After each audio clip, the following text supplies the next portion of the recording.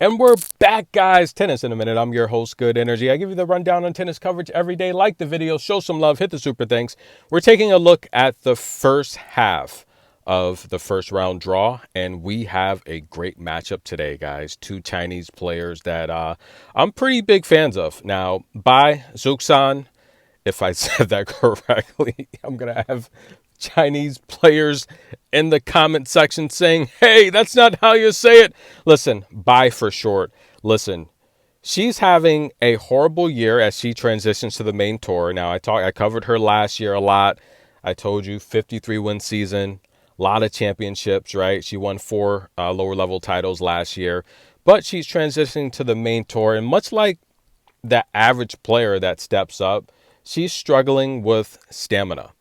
She does not have the stamina. She gets tired, guys. She comes out strong every match, but she hits a brick wall, and it's tough to see. It's like watching a boxing match.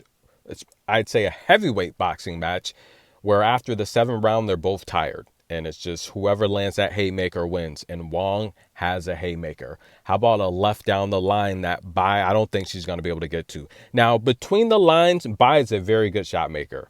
She is very skilled. She's very talented. I've watched a lot of her matches.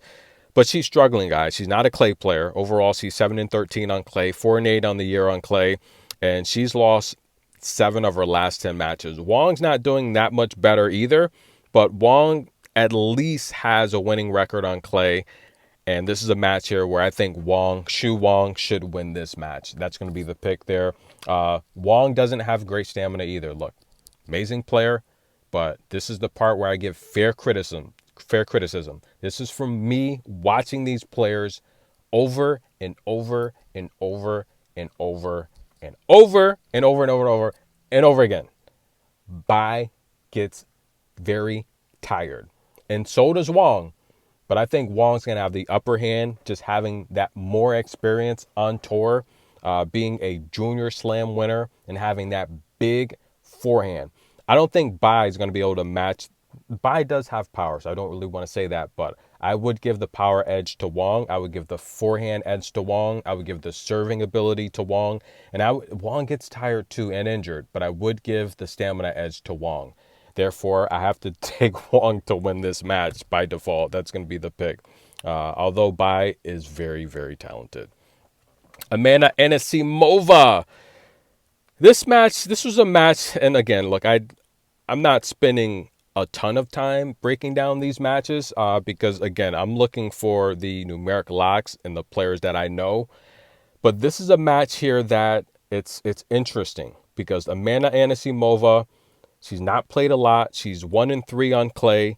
She's been bounced out of her last 2 tournaments in the first round. Emiliana Arango, she's a good clay player. She's very disciplined. She's very patient. She's got a lot of high balls. Sarah Irani, she's a bit, I think she's like, I want to say Irani's like, I could be wrong. I think Irani's like 33 years old, if I'm not mistaken. Something like that. I think she's probably even older than that. She's probably like 36, 37. But Amanda Anisimova, guys, she has not looked good. And she's taking on someone in Rebecca Shramkova, who, although she's the older player, she looks good. She's 22-10. She's 11-4 on clay. And guys, she's won 8 of her last 10 matches. She came through qualifiers. She took out Linda Favortova, she took out Panna Yadvardi and Liev. Shramkova looks good. Now, I told you she'd take out Kenin. I told you she'd win a set over Ostapenko in Rome. She took out Katie Bolter, Semistaja, Harriet Dart. This is a dangerous matchup for Amanda. Now, when it comes to Amanda, I do think she's one of the cleanest ball strikers on tour. She's like Osaka. Very good form. You know, when we're talking about form, you guys that like basketball, Steph Curry, probably one of the best forms in the business. Amanda's like that, but a lot of her struggles, I think, are mental, right? She's got to understand that she's big time. She belongs here, but I think she's got a lot going on off the court. And if you let that baggage kind of follow you on the court, then every little error that you make could really cause you to blow things out of proportion. And I think she's doing that right now. As the underdog, I think Rebecca will probably win this match outright. But I'm going to take Rebecca to win one set. That's the pick. I like Rebecca as the underdog to win one set. That's a good value as well. Caroline Garcia, bonjour, comment allez-vous? Taking on Eva Liz, who Eva Liz is good. I'm glad she's here, right? She belongs here. Caroline Garcia playing in front of her hometown crowd, having a mediocre season. She's had back-to-back 40-win seasons. She's only 14-12, but she's 5-3 on clay. She had a tough battle against Danielle Collins, and look, she released a nice statement about Danielle Collins. She said, as a professional athlete, sometimes you just have to admit when your opponent was better than you. She said, today, Danielle Collins was better than me. I have to accept that, get better, and move on. I thought that was so classy. She had a good win over Elizabeth in Rome. Jasmine Pellini beat her in Madrid, but she did beat Wong in the first round as well. And she did pretty good in Rouen before getting bounced out by Stevens. She beat Elizabeth again. She beat Gabriela Elena Ruse. But Eva Liz, she's been struggling as well. Again, I thought her coming out party was a couple seasons ago when she won 42 matches. Last year, she was barely 500. This year, she's doing better. She's 7-3 on clay. And Eva Liz, guys, she came through qualifiers. I mean, she took out Zakharova and Sun, but those ladies can't compare to Caroline Garcia. Overall, Eva Liz is still pretty green, but she is a defensive player. The problem here is she's going to give Caroline Garcia a lot of balls to put away, and it might be hitting practice for... It might be hitting practice. So I like Caroline Garcia to win this match on the money line. That's going to be the pick. So what do we got? Caroline Garcia money line. We have Swiatek to win a set. Wong to win that match outright. And we got one more match. Okay, here we go. Barbora Krejcikova taking on, who is that? Victoria Golubic. Look, and I posed a question in the community. Who does Victoria Golubic's one-handed slice remind you of? Now, there's a couple people I was kind of hinting at. Federer and Stan. What do you guys think? Okay. It might be a bit extreme, but when it comes to Victoria Golubic, she's got skills, man. She's got skills. The one-handed backhand slice is freaking crazy. It's freaking crazy, guys. It's insane. Now, Victoria Golubic struggling this season. She's 500. Barbora does own the head-to-head, but Barbora hasn't been that active. Victoria did.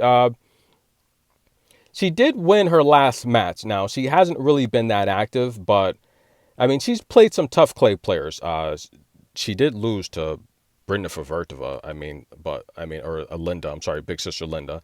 Renata Zarazoa did beat her, who's a very experienced clay player, the first Mexican to win a main tour championship. Congratulations to her. I do like Victoria overall. I mean, she's a solid clay player. She's got nearly 200 wins on clay. She's got a good win percentage. She's going to hit 500 wins this year for her career. She does have more experience overall on the professional circuit than Barbora, as Barbora, we know, was a doubles player for so long. But she earned her right to be here by dominating Iga Swiatek the last two times they played. And quite frankly, Barbora, I do think she has an opportunity to go deep in this draw. She's one of the players that I mentioned in the community. Does she have a chance to beat Iga? If they meet in the quarterfinal, does she have a chance to beat Iga? I do. I think she does. Because of all the times she's played Iga, she's won more service games than Iga. She has shown you that she knows how to beat Iga. And for someone that knows how to beat Iga, she's got to get past Victoria Golubic, right? Here's the problem with this match. Victoria Golubic is much like Tatiana Maria. She's going to hit you with that one-handed backhand slice until you find a way to beat her with it. If Barbora's not patient, she could make a lot of mistakes. But here's the thing. Victoria's not going to necessarily beat you with her athletic ability or her power. And I feel that's where Barbora struggles. That's why Barbora owns this head-to-head, because the players like Sabalenka that really frustrate Barbora, they have power. Victoria's not really beating you with power. She's beating you with technique and skill. And Barbora can match both of those. And Barbora, okay, I won't go there. Barbora is the pick to win this match on the money line. I will think it will be a close match, and I wouldn't doubt Victoria to win at least a set. But I like Barbora to win the match on the money line. I like Caroline on the money line. I like Swiatek to win a set, and I like Wong to win that match. So those are the picks, guys. Enjoy, like the video. Stay tuned for the next video. We are halfway through the first day of the French Open prediction.